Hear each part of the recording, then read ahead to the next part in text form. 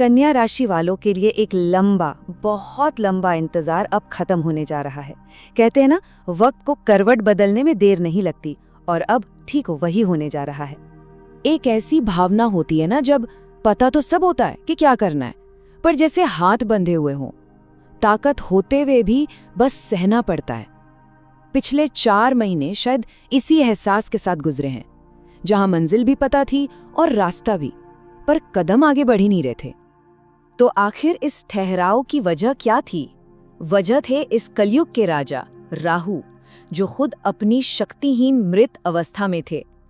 जरा सोचिए, राहु जैसा ग्रह अगर वो बेबस और लाचार हो जाए तो हालात कैसे होंगे?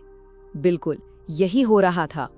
ये कहानी शुरू हुई थी 18 मई को, जब राहु निष्क्रिय हुए थे, और ये सिलसिला चला 2 सितंबर तक। लेकिन 2 सितंबर से कहानी पूरी तरह पलट चुकी है। राहु ने 24 डिग्री को पार कर 23 डिग्री पर प्रवेश कर लिया है। इसका सीधा सा मतलब है मृत अवस्था खत्म और राहु की शक्ति का पुनर्जन्म हो चुका है।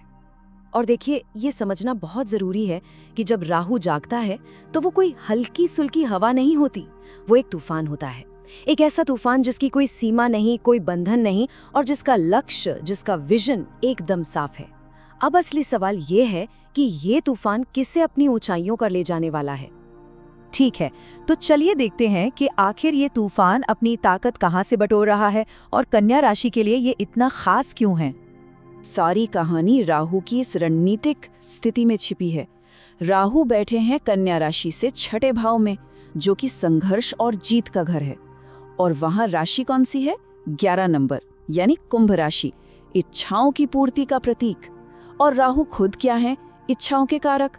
मतलब इच्छा, पूर्ति और विजय का एक ऐसा जबरदस्त संगम बन गया है, जो एक ऐसी आग जलाने वाला है जो आपको आपके लक्ष्य तक पहुंचाकर ही रहेगी। और एक बात समझ लीजिए, 5 दिसंबर तक का ये समय कोई छोटा मोटा बदलाव नहीं है। ये आने वाले साल 2026 के लिए एक मजबूत नींव रख रहा है। एक ऐसी नींव जो करियर को एक अभूतपूर्व सफलता तक ले जा सकती है। तो ये जागी हुई शक्ति सबसे पहले कहाँ दिखेगी? ये सीधे तौर पर किसी के पेशेवर जीवन और उसकी महत्वाकांक्षा के मूल पर असर डालेगी। राहु का असर सिर्फ एक जगह नहीं है, उनकी दृष्टि एक ही समय पर 3 बहुत महत्वपूर्ण क्षेत्रों पर है। पहला करियर, दूसरा विदेश और निवेश, और तीसरा धन और परिवार।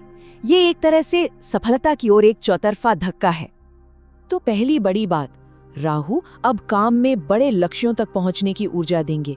वो बाधाएं जो बार बार पीछे खींच रही थी, चाहे वो छुपे हुए दुश्मन हो या कोई सेहत से जुड़ी परेशानी जो सारी एनर्जी खत्म कर रही थी, अब उनका समय पूरा हो गया है। राहु उस रास्ते को बिल्कुल साफ करने जा रहे हैं। अब यहाँ से 2 रास्ते खुलते हैं। जो लोग नौकरी में हैं, उनके लिए नौकरी बदलने का एक बहुत मजबूत योग बन रहा है। पर अगर कोई बदलाव नहीं चाहता तो भी कोई बात नहीं, क्योंकि राहु उसी जगह पर, उसी काम में इतनी शक्ति देंगे कि इंसान अपनी मेहनत से वो सब हासिल कर सके जो अब तक सिर्फ एक सपना था। एक बदला हुआ करियर तो इस पहेली का सिर्फ एक टुकड़ा है। सोचिए, क्या होता है जब ये असीम शक्ति धन पर केंद्रित होती है। राहु की 9वीं दृष्टि सीधे धन भाव पर है। अब यहाँ गुरु और राहु का फर्क समझना बहुत जरूरी है। गुरु देते हैं स्थिर और पवित्र विस्तार, लेकिन राहु तूफानी विस्तार देते हैं, जहां सारी सीमाएं टूट जाती हैं। यही वजह है कि बड़े बड़े आर्थिक लक्ष्य, करोड़ों की सोच राहु के प्रभाव में तेजी से हकीकत बनती है। अब लक्ष्य छोटा नहीं रहेगा, टारगेट बहुत बड़ा हो जाएगा। तो किन क्षेत्रों को सबसे ज्यादा फायदा होगा?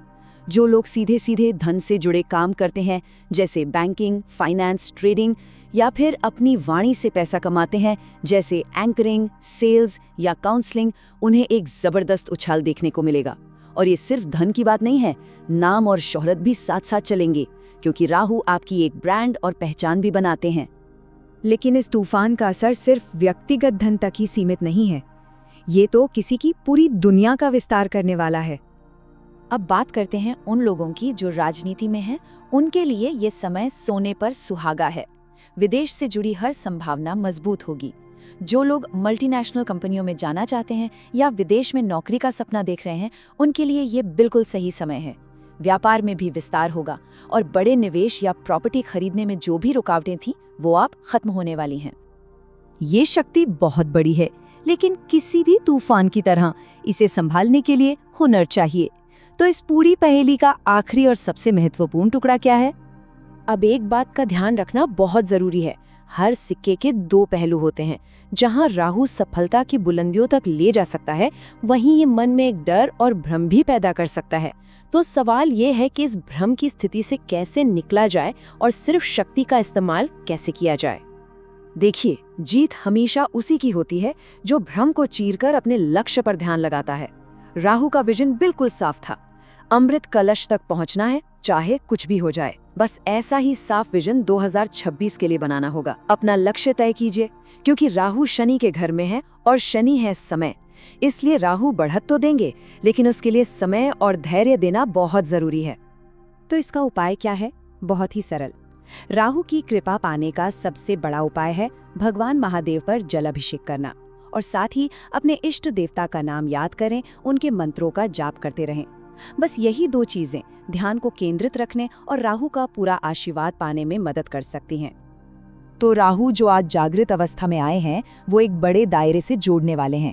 धन, कुटुंब, करियर, हर क्षेत्र में ये सकारात्मकता लेकर आएंगे। अब तूफान आ चुका है, बस नजर साफ होनी चाहिए। सवाल अब सिर्फ ये उठता है कि कौन सी सीमाएं टूटने के लिए तैयार हैं।